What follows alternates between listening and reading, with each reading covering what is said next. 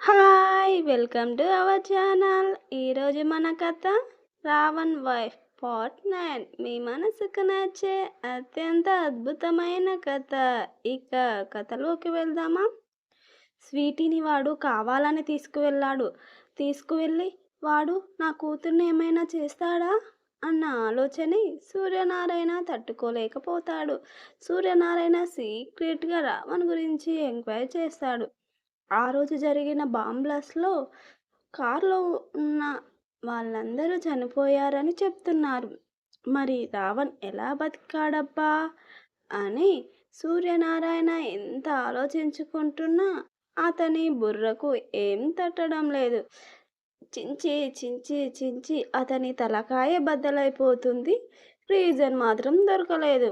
అప్పుడే Suryanarayana phone vibrate అయింది.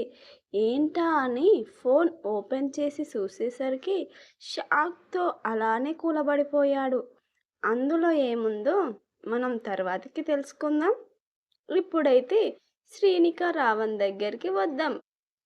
సావిత్రమ్మను బయటికి తోసేసి రావణ్ డోర్ గడియ పెట్టి శ్రీనిక దగ్గరికి వస్తాడు. ఇక్కడ మన శ్రీనిక మాత్రం బాబు తన మెడలో తాళి కట్టేసరికి అదే షాక్లో తాళిని పట్టుకొని ఉండిపోయింది. రావణ్ శ్రీనిక దగ్గరికి వచ్చి, ఏంటి స్వీటీ, ఏం ఆలోచిస్తున్నావు అన్న పిలుపుకు ఉలిక్కిపడి అతని వైపు చూస్తుంది. శ్రీనిక రావణ్ వైపు కోపంగా చూస్తూ, ఏంటండి మీరు అలా ఎలా నా మెడలో తాళి కడతారు? నాకు పెళ్ళి మీద ఎన్ని ఆశలు, ఎన్ని కోరికలు ఉన్నాయో మీకు తెలుసా? రావణ్ శ్రీనిక వైపు చూసి, నీకు ఏమేమి ఆశలు ఉన్నాయో, కోరికలు ఉన్నాయో చెప్పు స్వీటీ అని కూల్గా అడుగుతాడు. అవి ఏంటో చెప్తే నేను తీరుస్తా. శ్రీనిక ఆవేశంగా, నా ఆశలన్నీ అడియాశలు చేసి ఇప్పుడు తీరుస్తా అంటావా? రావణ్, చెప్పు స్వీటీ, నీ కోరికలు తెలుసుకోవాలని నాకు ఆశగా ఉంది. శ్రీనిక, నేనేం చెప్పను అని మూతి ముడుచుకుంటుంది. రావణ్ కోపంగా, చెప్తావా లేదా? శ్రీనిక, ఏంటండి మీరు ప్రతి దానికి ఇలా బెదిరిస్తారు? రావణ్, లేకపోతే నువ్వు చెప్పింది వినబుగా. శ్రీనిక, నాకు పట్టుచీర కట్టుకొని పూల జడ వేసుకొని సిగ్గుపడుతూ నడుచుకుంటూ వచ్చి పెళ్లిపీటల మీద కూర్చోవాలని. రావణ్, ఆ తర్వాత మా డాడీ కళ్ళ ముందే నా పెళ్ళి చేసుకోవాలని నా కోరిక అని.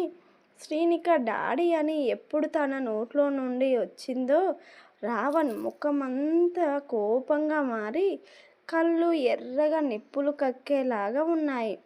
శ్రీనిక రావణ్ని ఒక నిమిషం అలా చూసి చాలా భయపడిపోయింది. తర్వాత ఏం జరిగిందో తెలుసుకోవాలంటే నెక్స్ట్ ఎపిసోడ్ వరకు ఆగాల్సిందే.